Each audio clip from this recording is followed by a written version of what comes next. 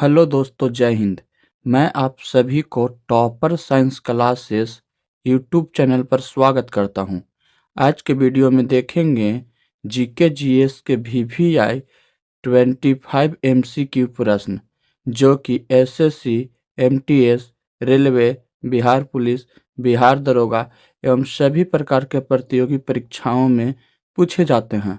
अगर आप किसी भी प्रतियोगी परीक्षा का तैयारी करते हैं तो यह वीडियो आपके लिए ज़रूरी होने वाली है, खास करके वैसे विद्यार्थियों के लिए जो 1799 पद पर नई दरोगा भर्ती आई है बिहार में। उसके लिए यह सीरीज बहुत इम्पोर्टेंट है। उसके साथ साथ बिहार पुलिस, बिहार एसएससी जो सीजीएल वैकेंसी आया है, उसके लिए भी यह प्रश्न महत्वपूर्ण है। तो यह वीडियो शुरू से लेके लास्ट तक देखिएगा। चलते हैं पहले प्रश्न पर। पहला प्रश्न कहता है, महात्मा बुद्ध ने अपना पहला महाउपदेश कहाँ दिया था? तो इस प्रश्न का सही जवाब होगा, महात्मा बुद्ध ने पहला अपना उपदेश सारनाथ में दिया था, यानी कि B is the correct answer. इसका कुछ नोट्स समझते हैं। इसे धर्म प्रवर्तक कहा जाता है। बुद्ध ने यहाँ 5 भिक्षुकों को उपदेश दिया था। बोध गया के बारे में समझते हैं। बोध गया में महात्मा बुद्ध को ज्ञान प्राप्ति हुई थी। कुशीनगर में बुद्ध का महापरिनिर्वाण हुआ था। लुम्बिनी यहाँ बुद्ध का जन्म स्थान है। अब बढ़ते हैं नेक्स्ट प्रश्न पर। अगला प्रश्न कहता है, चंद्रगुप्त मौर्य के दरबार में भेजा गया यूनानी राजदूत कौन था? दोस्तों, किसी भी प्रश्न का आप उत्तर जानते हैं तो कमेंट बॉक्स में देते चलिएगा। तो इस प्रश्न का सही जवाब होगा मेगस्थनीज, यानी कि चंद्रगुप्त मौर्य के दरबार में भेजा गया यूनानी मेगस्थनीज था। अब इसका कुछ नोट्स समझते हैं। मेगस्थनीज इंडिका पुस्तक लिखी है। उसने मौर्य प्रशासन का वर्णन किया है। कौटिल्य चाणक्य मौर्य साम्राज्य के प्रधानमंत्री था। हेरोडोटस इतिहास के जनक जाने जाते हैं। और ये है डायनोसियस, यह अन यूनानी यात्री लेकिन मौर्य दरबार में ये नहीं आए थे। अब बढ़ते हैं अगले प्रश्न पर। अगला प्रश्न कहता है, 1905 में बंगाल विभाजन के समय भारत का वायसराय कौन था? तो इस प्रश्न का सही जवाब होगा लॉर्ड कर्जन, यानी कि B is the correct answer. अब बढ़ते हैं नेक्स्ट प्रश्न पर। स्वराज मेरा जन्मसिद्ध अधिकार है और मैं इसे लेकर रहूंगा, यह नारा किसने दिया था? तो इसका सही जवाब होगा बाल गंगाधर तिलक ने, यानी कि C is the correct answer. Mahatma Gandhi के बारे में समझते हैं। महात्मा गांधी जी सत्याग्रह के प्रवर्तक थे। नेहरू जी भारत के प्रथम प्रधानमंत्री थे। और सुभाष चंद्र बोस आजाद हिंद फौज के संस्थापक थे। नेक्स्ट प्रश्न, भारतीय संविधान के किस भाग को संविधान की आत्मा कहा जाता है? तो इसका सही जवाब होगा प्रस्तावना को, C is the correct answer. Next प्रश्न, भारतीय संविधान के किस अनुच्छेद के तहत राष्ट्रपति को अध्यादेश जारी करने की शक्ति प्राप्त है? इसका सही जवाब होगा अनुच्छेद 123 में, A is the correct answer. Next प्रश्न, भारत की सबसे लंबी तट रेखा वाला राज्य कौन है? तो इसका सही जवाब होगा भारत की सबसे लंबी तट रेखा वाला राज्य गुजरात है। C is the correct answer. Maharashtra के बारे में जानते हैं। महाराष्ट्र लंबी है। तमिलनाडु दक्षिण का प्रमुख राज्य है। आंध्र प्रदेश पूर्वी तट पर स्थित है। नेक्स्ट प्रश्न, विश्व का सबसे बड़ा नदी द्वीप मंजूली किस नदी पर स्थित है? तो इसका सही जवाब होगा ब्रह्मपुत्र नदी पे। B is the correct answer. Ganga नदी भारत का पवित्र नदी के रूप में माना जाता है। सिंधु पाकिस्तान में बहती है। महानदी छत्तीसगढ़ और उड़ीसा की नदी है। नेक्स्ट प्रश्न, पृथ्वी के वायुमंडल में सबसे अधिक मात्रा में कौन सी गैस पाई जाती है? तो इसका सही जवाब होगा पृथ्वी के वायुमंडल में सर्वाधिक गैस नाइट्रोजन पाई जाती है। C is the correct answer. Oxygen वायुमंडल में लगभग 21% है। कार्बन डाइऑक्साइड बहुत कम मात्रा में वायुमंडल में है। आर्गन यह निष्क्रिय गैस होता है। नेक्स्ट प्रश्न,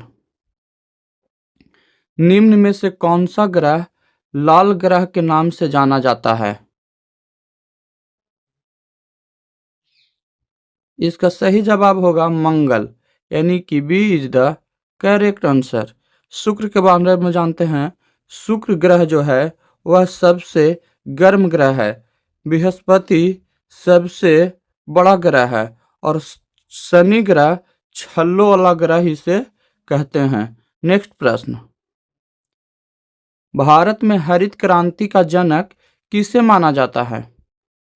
दोस्तों, आप अगर किसी प्रश्न का जवाब जानते हैं तो कमेंट बॉक्स में देते चलिएगा। इस प्रश्न का सही जवाब होगा M.S. स्वामीनाथन, यानी कि B is the correct answer.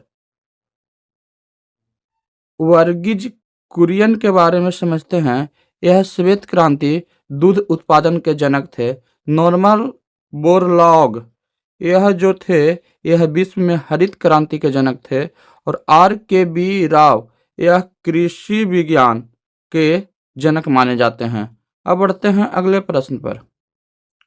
भारतीय रिजर्व बैंक RBI का राष्ट्रीयकरण किस वर्ष किया गया था?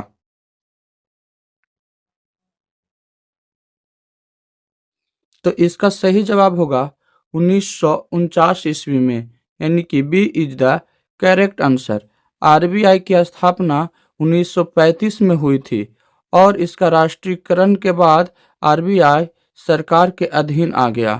1935 में RBI की स्थापना हुई थी। 1949 में RBI की राष्ट्रीयकरण हुई थी और 1955 में SBI का राष्ट्रीयकरण हुआ था और 1969 में 14वें बैंकों का राष्ट्रीयकरण हुआ था। अब बढ़ते हैं अगले प्रश्न पर। योजना आयोग के स्थान पर किस संस्था का गठन किया गया है? तो इसका सही जवाब होगा नीति आयोग का। B is the correct answer. वित्त आयोग राजस्व वितरण का काम करती है। GST परिषद यह जो है यह GST संबंधित निर्णय लेती है। राष्ट्रीय विकास परिषद यह विकास योजना की समीक्षा करती है। नेक्स्ट प्रश्न, विद्युत धारा मापने के लिए किस उपकरण का उपयोग किया जाता है? इसका सही जवाब होगा अमीटर का, यानी कि B is the correct answer. Volt meter को जानते हैं। इससे वोल्ट को मापते हैं।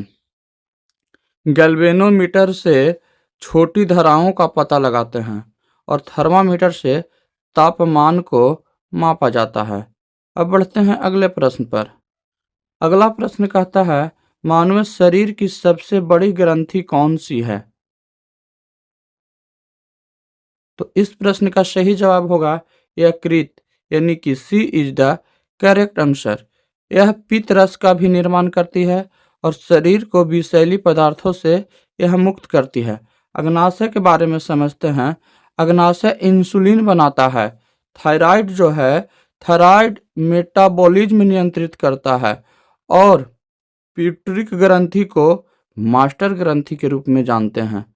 नेक्स्ट प्रश्न, ध्वनि की तीव्रता किस इकाई में मापी जाती है? तो इसका सही जवाब होगा ध्वनि की तीव्रता डेसिबल में मापी जाती है। B is the correct answer. Ohm प्रतिरोध का इकाई है और हर्ट्ज ध्वनि की आवृत्ति है और मीटर से यह दूरी की इकाई है। अब बढ़ते हैं नेक्स्ट प्रश्न पर। निम्न में कौन सा विटामिन जल में घुलनशील है? इस प्रश्न का सही जवाब होगा vitamin C. B is the correct answer. Vitamin A जो है वह वसा में घुलनशील है और विटामिन डी जो है यह सूर्य के प्रकाश से मिलता है और विटामिन के रक्त के थक्का जमाने में उपयुक्त होता है। नेक्स्ट प्रश्न, प्रकाश वर्ष किसकी इकाई है? तो इसका सही जवाब होगा प्रकाश वर्ष दूरी की इकाई है, यानी कि B is the correct answer. अब बढ़ते हैं अगले प्रश्न पर। दोस्तों, हमारी मेहनत अगर अच्छी लग रही हो तो इस वीडियो को कर दीजिए लाइक। अगर आप चैनल पर पहली बार आए हैं तो इस चैनल को कर लीजिए सब्सक्राइब। बिहार का शोक किस नदी को कहा जाता है? इसका सही जवाब होगा कोसी नदी को, यानी कि C is the correct answer. Ganga नदी जो है यह भारत के सबसे पवित्र नदियों में से एक है। जो गंडक नदी है यह बिहार की नदी है और सोन नदी को उपजाऊ बाढ़ नहीं लाती है। अब बढ़ते हैं अगले प्रश्न पर। भारत में पहली बार राष्ट्रीय आपातकाल कब घोषित किया गया था? तो इसका सही जवाब होगा 1962 में, यानी कि ए इज द करेक्ट आंसर। यह बाहरी आक्रमण वाला आपातकाल था। भारत चीन युद्ध के समय भारत में पहली बार आपातकाल लागू किया गया था। 1971 में पाकिस्तान युद्ध हुआ था और 1975 में आंतरिक अशांति हुई थी और 1999 में कारगिल युद्ध हुआ था। अब बढ़ते हैं अगले प्रश्न पर। अंतर्राष्ट्रीय योग दिवस कब मनाया जाता है? तो इसका सही जवाब होगा योग दिवस 21 जून को मनाया जाता है, यानी कि B is the correct answer. 12 जनवरी को राष्ट्रीय युवा दिवस के रूप में मनाते हैं, 5 सितंबर को शिक्षक दिवस के रूप में मनाते हैं और 21 जून को योग दिवस के रूप में मनाते हैं। नेक्स्ट प्रश्न, किस देश को सूर्योदय का देश कहा जाता है? तो इसका सही जवाब होगा जापान को। B is the correct answer. यह सूर्य का सबसे पहले उगने वाला देश माना जाता है। जापान का नाम निप्पोन, यानी कि सूर्य का उदय के नाम से जाना जाता है। जो चीन है ये एशिया का सबसे बड़ा देश है। नॉर्वे, यहाँ मध्यरात्रि सूर्य जिसे कहा जाता है। फिनलैंड, इसे झीलों का भूमि कहा जाता है। नेक्स्ट प्रश्न, नोबेल पुरस्कार कितने क्षेत्रों में दिया जाता है? तो इसका सही जवाब होगा नोबेल पुरस्कार 6 क्षेत्रों में दिया जाता है, यानी कि B is the correct answer. शांति, साहित्य, रसायन, भौतिकी, चिकित्सा, अर्थशास्त्र वाला पुरस्कार 1969 में जोड़ा गया था। अब बढ़ते हैं अगले प्रश्न पर। पंचायती राज किस सूची का विषय है? इसका सही जवाब होगा समवर्ती सूची का, यानी कि C is the correct answer. अब बढ़ते हैं अगले प्रश्न पर। 2003 का पुरुष क्रिकेट विश्व कप किस देश ने जीता? तो इसका सही जवाब होगा ऑस्ट्रेलिया ने, यानी कि B is the correct answer. Final में भारत को हराया। यह ऑस्ट्रेलिया का 6वां विश्व कप था। भारत उस समय उप विजेता था, ऑस्ट्रेलिया विजेता रहा, इंग्लैंड पिछला विजेता था और न्यूजीलैंड अच्छे प्रदर्शन करने वाली देश थी। दोस्तों, आज के सीरीज में यहीं तक। फिर मिलते हैं एक नए प्रश्नों के साथ अगले वीडियो में। तब तक के लिए जय Hind. I don't even know if you've been